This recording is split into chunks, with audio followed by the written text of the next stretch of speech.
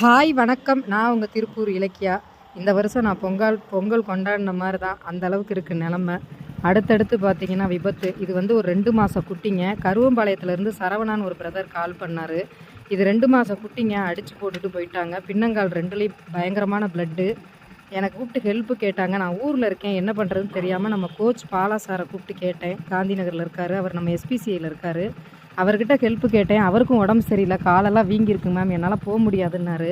Sir please sir, குட்டி உயிருக்கு போராடிட்டு இருக்கு, போங்கன்னு சொன்னேன். அவரும் எடுத்துகிட்டு போய் ஹாஸ்பிட்டலில் சேர்த்துருக்காரு.